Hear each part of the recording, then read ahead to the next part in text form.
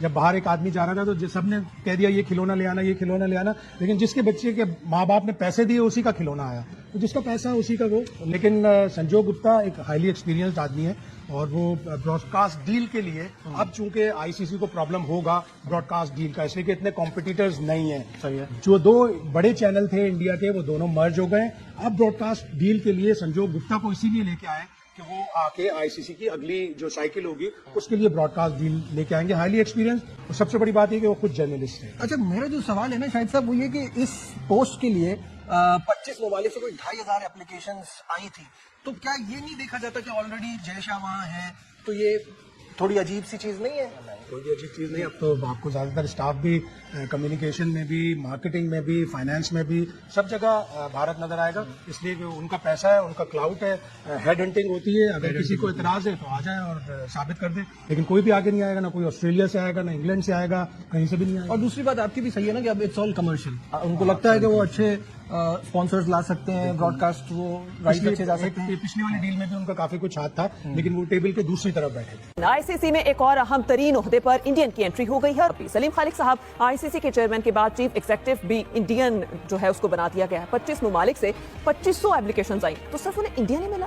तो आईसीसी में भी अब ऐसा ही हो रहा है, पहले से ही तय होता है। आप कोई 2 महीने या 2.5 महीने पहले, या हो सकता है कि कम वक्त हो, कुछ ये आ चुकी है स्टोरी कि कौन आईसीसी का नया सीईओ आएगा, इंडियन क्रिकेट, क्योंकि अब तो आईसीसी को कहते ही यही है कि इंडियन क्रिकेट काउंसिल।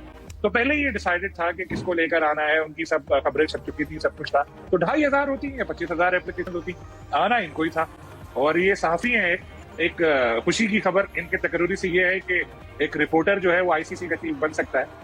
तो खैर चलें, हम लोग मेहनत करते हैं, कोशिश करेंगे, क्या पता कल कला को कोई पाकिस्तानी बने तो फिर हमारी भी लॉटरी निकल आए, आईसीसी में कोई काम मिल जाए।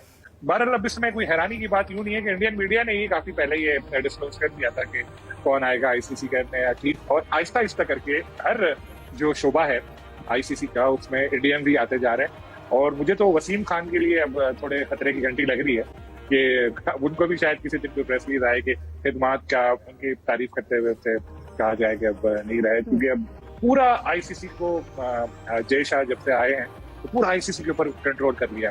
सही। अच्छा जाहिर साहब, जय शाह ऑलरेडी हैं, बड़ा डोमिनेट भी करते हैं, अब एक और इंडियन आ गया, तो हमें कितना टफ टाइम मिलेगा और कितना फर्क पड़ेगा या नहीं पड़ेगा?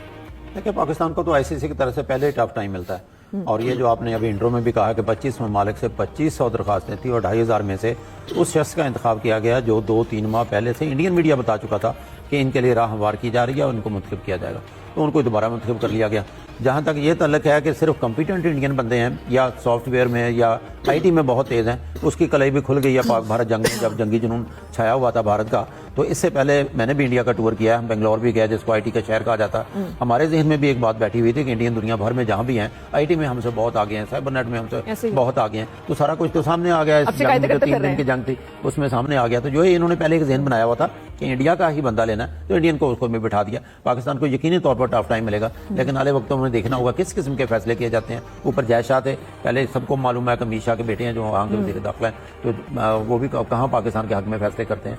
आप दुआई करनी चाहिए, क्योंकि मुकम्मल डोमिनेट है, क्योंकि इससे पहले कई दफ़ा हम कह चुके हैं कि इंटरनेशनल क्रिकेट काउंसिल नहीं है, वो इंडियन क्रिकेट काउंसिल है, और इसका सब सबूत ये भी होगा। हालांकि इस मौके पर अगर कॉम्पिटेंट थे भी थे तो इनके लेवल के भी 2-4 बंदे होंगे, उसको मिटाने के लिए, ये दुनिया को साबित करने के लिए कि हम न्यूट्रल हैं, किसी और मुल्क के बंदे को लिया जा सकता था और लेना चाहिए था। सही। अच्छा यूसुफ साहब, आपकी क्या राय है? आप क्या समझते हैं कि यहाँ भी क्या मैरिज का कत्ल हुआ है? जी बिल्कुल, जिस तरह कहा जा सकता है कि इंडियन क्रिकेट बोर्ड नहीं बल्कि ये पूरा माफिया वो छाया हुआ यहाँ पर, और ये जो 4 रुकनी कमेटी थी उसमें हैरानकुन तौर पर जो उनके सेक्रेटरी थे बीसीसीआई के, वो भी उसका हिस्सा थे। इसके अलावा इमरान ख्वाजा जो डिप्टी चेयरमैन है आईसीसी के, उनका सिंगापुर से ताल्लुक है, उनके साथ साथ एक श्रीलंकन जो सदर हैं शिमी सिल्वा, वो भी इस कमेटी का हिस्सा थे जिसने गुप्ता साहब का इंतखाब किया था। और उसके बाद मैं हैरान हूँ कि जो बोर्ड मेंबरान हैं उन्होंने भी इसको ओके किया है। तो यूं कहा जा सकता है कि अब इनके गलबा हो चुका है इंडियन क्रिकेट बोर्ड के हुकाम का आईसीसी में। और इससे पहले चूंकि ये थोड़ी सी ये भी वजाहत करना ज़रूरी है कि ये वही गुप्ता साहब है जिनके पास इस वक्त जो इदारा इनके का है, जिसके पास राइट्स हैं तमाम इंटरनेशनल इवेंट्स के, जो उसके मेंबर थे, उसका करता धरता थे, उसी की बिना पर ये कहा करते थे कि क्योंकि आईसीसी की जान से जो रेवेन्यू शेयरिंग है उसमें इंडिया को क्योंकि ज़्यादा स्पॉन्सर आते हैं, तो इसलिए उनको रेवेन्यू शेयरिंग में भी ज़्यादा हिस्सा इंडिया को मिलना चाहिए। अब देखना यह कि चूंकि अब आईसीसी का हिस्सा बन चुके हैं, इतनी तौर पर अब दूसरे जो बोर्ड हुकाम हैं उनको इस जानब तवज्जो देना कहना होगी कि ये खास बंदे थे जो आए जैशा के थे, उनको उन्होंने यहाँ पर लाभ उठाया, तब जो फैसले होंगे इतने तौर पर BCCI के हक में ही होंगे।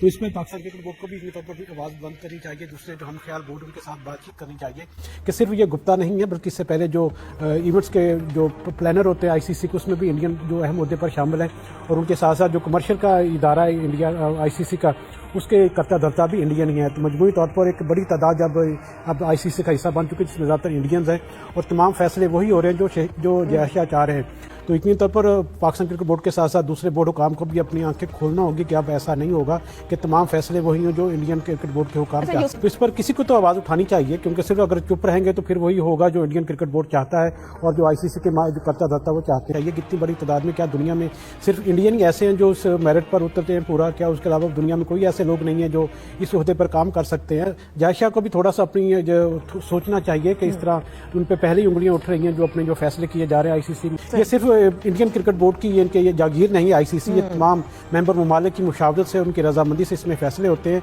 यकीनी तौर पर आने वाले दिनों में मजीद ऐसे कुछ लोगों को भी हम देखेंगे जिनका तल्लुक इंडिया से होगा।